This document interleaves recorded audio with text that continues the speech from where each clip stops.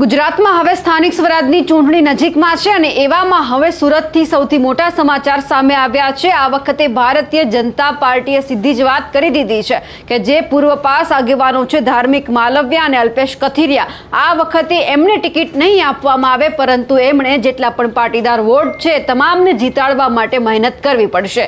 આ બંને પોતપોતાના પરિવાર માટે ટિકિટ માંગી હતી, પરંતુ ભારતીય જનતા પાર્ટીએ હવે આ નિર્ણય લીધો છે। નમસ્કાર, આપ જોઈ રહ્યા છો નિર્ભય ન્યૂઝ અને હું છું આપની સાથે રિદ્ધિ।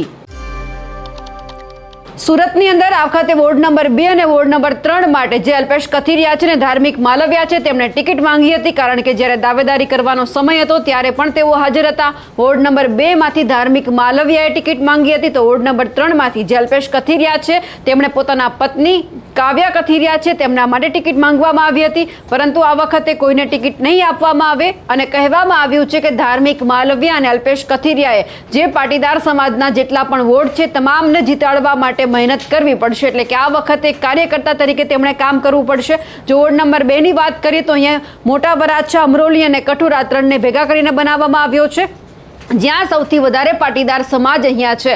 અને આ બધાની વચ્ચે આપણે એ પણ સમાચાર જોયા હતા કે ધાર્મિક માલવ્યા છે તેમના પત્ની જે મોનાલી હિરપરા છે તેઓ પૂર્વ કોર્પોરેટર રહી ચૂક્યા છે અને તેમણે આમ આદમી પાર્ટીમાંથી દાવેદારી પણ કરી હતી તેવી વાત પણ સામે આવી, અને એ પછી સમાચાર આવ્યા કે પતિ પત્ની સામે લડશે અને એક જ વોર્ડમાંથી। પરંતુ થોડા સમય પછી આપણે એમની ફેસબુક પોસ્ટ પણ જોઈ હતી અને મોનાલી હિરપરાએ કહ્યું હતું કે મારા અંગત કારણોસર અને પારિવારિક જવાબદારીને કારણે હવે હું કોઈ પણ પક્ષની અંદરથી ઊભી નથી રહેવાની, મારે ચૂંટણી નથી લડવી। એટલે પછી સ્વાભાવિક હતું કે આ વખતે ભારતીય જનતા પાર્ટી છે વોર્ડ 2 માંથી ધાર્મિક માલવ્યા છે એમને ટિકિટ આપશે, પરંતુ એવું ક્યાંય જ નથી બન્યું। અને હવે ધાર્મિક માલવ્યા હોય કે પછી અલ્પેશ કથિરિયા હોય, ફક્ત એક ભાજપના કાર્યકર તરીકે જ તેમણે જે ભાજપ છે તેમના માટે મહેનત કરવી પડશે। ક્યાંક તેઓ ટિકિટ માંગવા ગયા હતા, પરંતુ ફક્ત એમને આશ્વાસન મળ્યું હોય તેવું પણ સામે આવ્યું છે। એટલે કે હવે એ જોવાનું છે કે પાટીદાર બેઠક છે કેટલી ધાર્મિક માલવ્યા અને અલ્પેશ કથિરિયા મહેનત કરી અને ભાજપને અપાવે છે, કારણ કે આ વખતે તો એમને ચૂંટણી જીતવાની જે આશા રાખી હતી, જે સપનું જોયું હતું એ હવે રોડાઈ ગયું છે।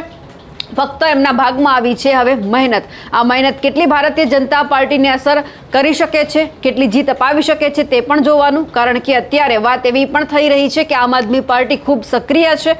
સુરતની તમામ જે બેઠક છે તે જીતવા માટે તનતોડ મહેનત કરી રહી છે, જ્યાં સુરતની અંદર CR પાટીલનો ગઢ હરસંઘવીનો ગઢ માનવામાં આવે છે।